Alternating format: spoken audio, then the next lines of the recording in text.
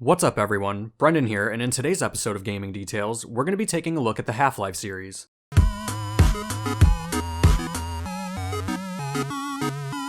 In 1998, Valve released its debut project titled Half-Life and went on to become one of the most successful and critically acclaimed first-person shooters of all time. At the time of its release, the game was praised for its graphics, excellent gameplay, and intriguing story and has become one of the most influential video games ever made. Ironically, the series has since then released 3 other main titles, yet not a single one of them has been the official third installment. Nonetheless, we have plenty of content to look through between the main titles and add-ons for details that you might not have noticed before. This week's episode was suggested by YouTube user GR Gaming. Let us know what games you'd like to see covered next in this series down in the comments below. So with all that said, let's jump into the video. Our first detail starts off in Half-Life, and at the beginning of the game, there's a button on a microwave that the player can press which will cause a scientist's bowl of casserole to be ruined, which makes him angry. Fast forward a few years later, and at the end of Half-Life 2, Episode 2, one of the main characters brings up the incident, which reveals that you had met him at Black Mesa. At Black Mesa. You know the one I mean. Involving a certain microwave casserole. This is a good example of continuity as it shows the characters having memory of what happened in the past, as well as a bit of an Easter egg. Up next, in Half-Life 2, you can use the gravity gun to throw objects at enemies. What you may not have noticed is that if you throw a paint can at someone, it will break open and cover them with paint.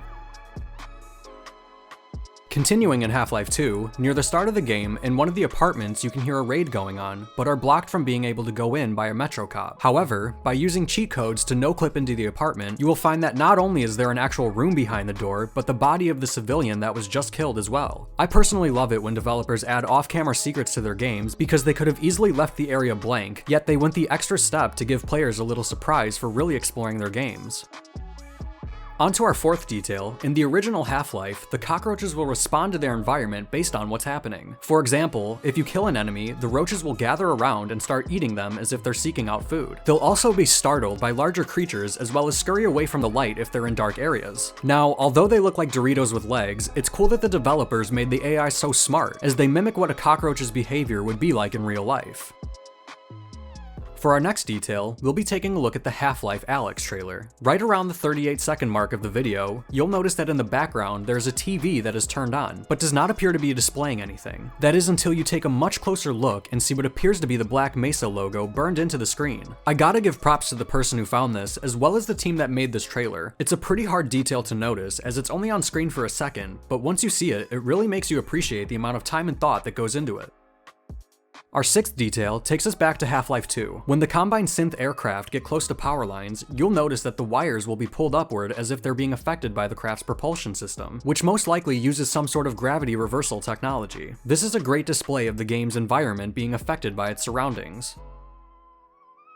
Once again, in Half-Life 2, if you leave your vehicle unattended for a certain amount of time, a seagull may land on your car and there's a chance it will leave bird droppings on it. The longer you wait, the more it will leave on the car, but all you have to do to clean it off, along with any other messes, is to simply drive through the water. I thought this was a pretty funny, yet simple detail, as it shows just how pesky seagulls and all birds alike can really be, even in virtual worlds. Going back to Half-Life 1, what you might not have noticed before is that in surface tension, you can use the RPG's laser guide to redirect heat-seeking rockets. I think this is an excellent feature added to the game, as it allows players to approach these situations in a unique and fun way. On to our ninth detail, the next time you're playing Half-Life 2, you may come across citizens who appear to have committed suicide due to what is going on in their world. The environmental storytelling that this detail brings paints a vivid picture of the amount of fear and hopelessness that the people of City 17 must be going through due to the Combine synth invasion.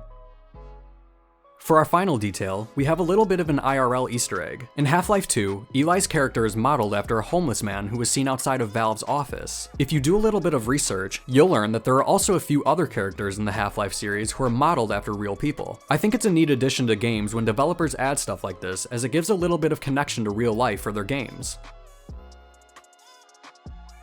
Well, that's all the time we have for today's episode of Gaming Details. I really hope you all enjoyed the video. I'd once again like to thank everyone who supports our channel by liking and leaving comments on our videos, as well as hitting the subscribe button. Also, don't forget to leave your suggestions for which games you'd like to see covered next in this series, as well as checking out some of our previous videos. Thank you all so much for watching, and we'll see you in the next one.